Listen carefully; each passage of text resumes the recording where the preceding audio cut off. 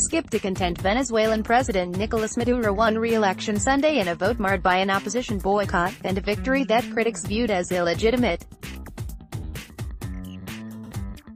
According to a bulletin issued by the National Electoral Council, with 93% of the ballots counted, Maduro won with 5,823,728 votes, or 68% of votes cast, to second-place finisher Henri Falcon's 1,822,552, or 21%.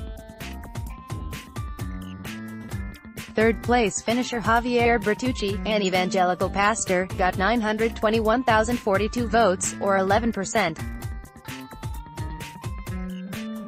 Thus, despite Venezuela being in crisis mode with its economy in ruins and suffering from rampant crime, Maduro is primed to serve another 6-year term as president starting next year and continuing through 2025. Voting occurred amid widespread apathy and a boycott called by opposition leaders that appeared to leave polling centers nearly deserted. Still, the Maduro-controlled Electoral Council said voter turnout was 46% of those eligible. Schools, auditoriums and other polling places in Caracas and other cities that are usually packed with long lines of voters were nowhere near their normal pace. "We are in a very difficult situation," said Caracas schoolteacher Carmen Mendez, 35, who said she participated in the boycott. "Our salaries aren't enough to eat on, inflation is killing us, and these elections won't solve anything. They will only bring more misery." The Democratic Union bloc of opposition parties, known by its Spanish initials, MUD, had urged its followers to boycott the election as fraudulent. The boycott came after the Supreme Court, packed with Maduro loyalists, steadily stripped the opposition-controlled National Assembly of its powers. That democratically elected legislative body was supplanted last year by a new constitutional assembly filled with members of Maduro's United Socialist Party of Venezuela, or PSUV, that has approved repressive measures and continued to limit the rights of opposition politicians, critics say.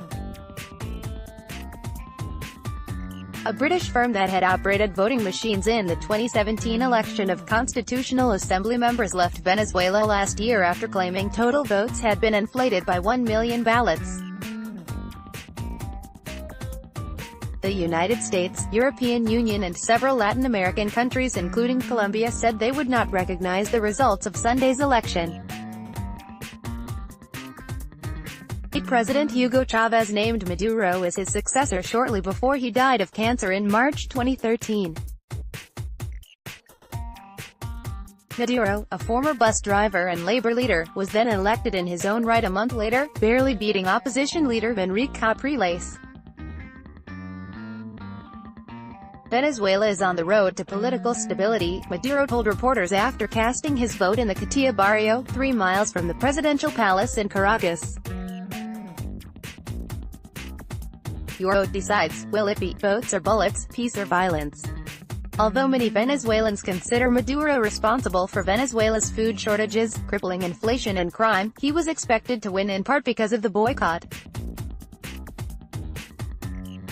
Maduro's opponents, former Lara State Governor Falcon and evangelical preacher Bertucci, on Sunday both alleged voting irregularities, specifically giveaways by Maduro partisans to voters promising to support the president. Falcon, after voting in the northwestern city of Barquisimeto, the capital of the state he once governed as a Chavez loyalist, said many voting places featured so-called red points, installations staffed by Maduro supporters that he said served as mechanisms of pressure, elements of political and social blackmail. At the end of the campaign last week, Maduro promised cash prizes to followers who voted. "How could you not protest when Maduro treats people as if they were sheep?" Bertucci said after voting in the city of Valencia, west of Caracas. "You have to give freedom to people." Almost 75% of households said they received government-issued food boxes in the last 3 months, according to the Venezuelan polling firm Data Analysis, and Maduro promised on the stump that the 16.5 million holders of the fledgling Fatherland cards, seen being scanned at red points, would be rewarded for their vote, the Associated Press reported. National Electoral Council President Lucena said officials had confirmed a handful of complaints and rectified any violations, but he insisted that overall, they were nothing in comparison to previous electoral processes, according to the AP. A 2010 study by the Brookings Institution, covering 171 electoral boycotts around the world, found that such maneuvers rarely succeeded in rendering elections illegitimate in the eyes of the world. Instead, the boycotting party usually emerged weaker and the incumbent empowered, the news service reported. Despite the boycott urged by opposition parties, some voters did show up at polling places. "My friends and family members called me to urge me to vote," said Sergio Casas, a 70-year-old retired municipal worker, after voting for Maduro in the Catia barrio. "I didn't want to vote, but I was afraid I would lose my pension. It isn't much, but it's the only money I get, so why risk it?"